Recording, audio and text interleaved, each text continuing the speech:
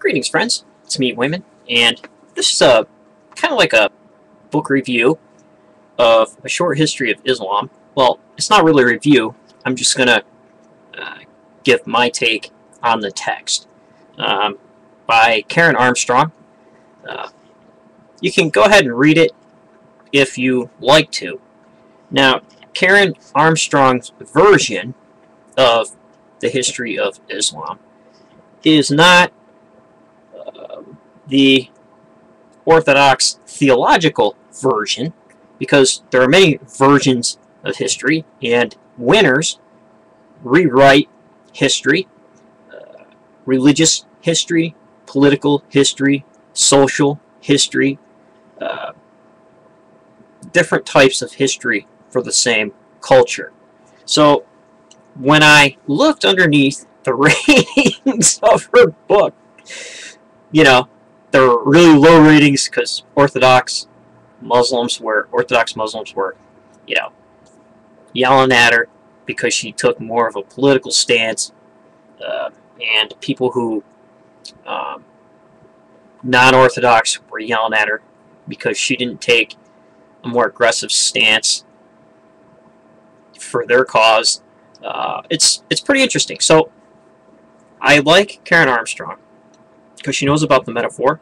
I'm an agnostic. I could care less about orthodox belief systems, but I like to study and observe them so I know how they influence culture and how they viewed the world.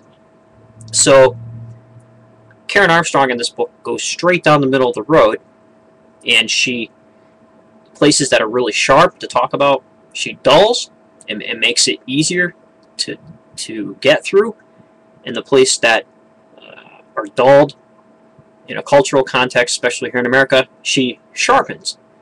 It was a great book, and I appreciate the idea of Islam a little more. Now, I'm going to get probably tons of Islamic missionaries writing to me about this. I'm not going to convert. I could care less. Right up front. I'm just honest. But what Karen Armstrong did in this book was she took a power washer to Islam. Not that it was dirty to start out with, but maybe people threw dirt on it, and she just washed it down so you can maybe see it, her version of it. And it's a really interesting base and start for me as an agnostic, because I know that, as I said before, there are revisionists of history constantly, and it's constantly changing, and she mentions this in the book. So if you read her other texts, The Great Transformation, she talks a little bit about Islam, and let's see, The History of God, she talks a little bit about it, in flux with Christianity and Judaism in all three of these books. And also The Battle for God, she goes into the history of Islam a little bit, like she did in A Short History of Islam. But the way she does it is very appealing to me.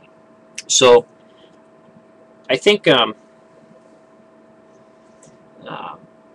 kind of like, one of the chapters that I really liked was the chapter on Islamic mysticism, when it was influenced by Hellenism. I really like that because me being excited about the metaphor and symbolism and the unconscious archetypes, things like that, the subconscious,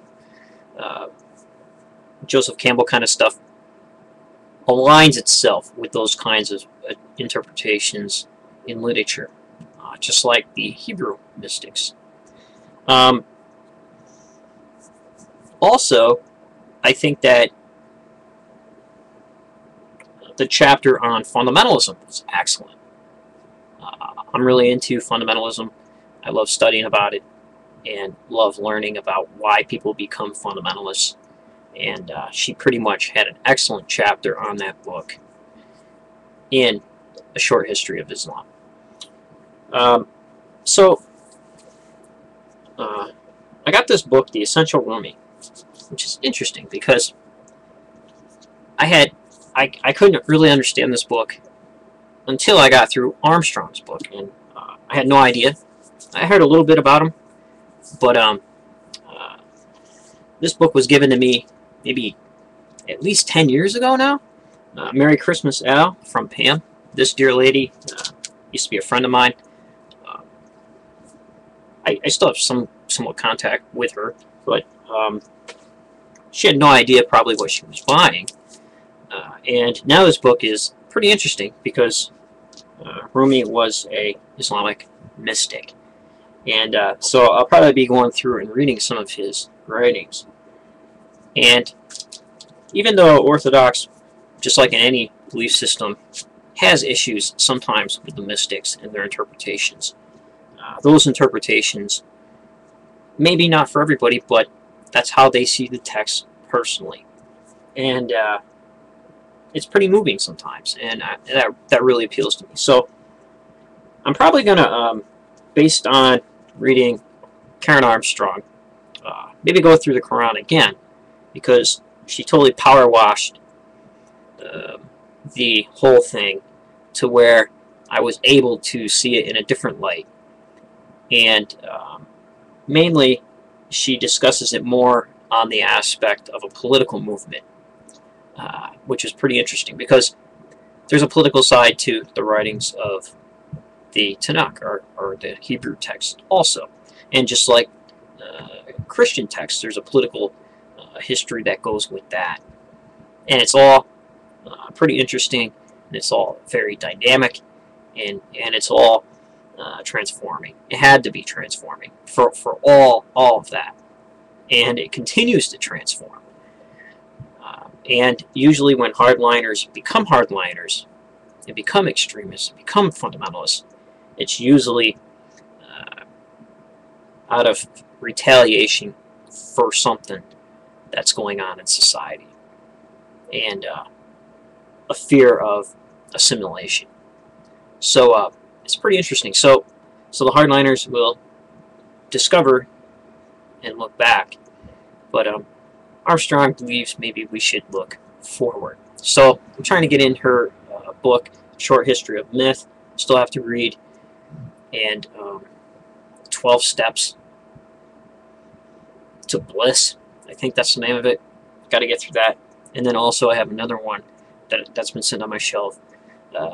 Is called the Holy Wars. So she goes through the Holy War and the Crusades. So I don't know, I'll be getting to that. So I just wanted to read a section of this because I had to crack open this book because I heard about the author. I mean the Rumi, the mystic. So I decided to see what he wrote.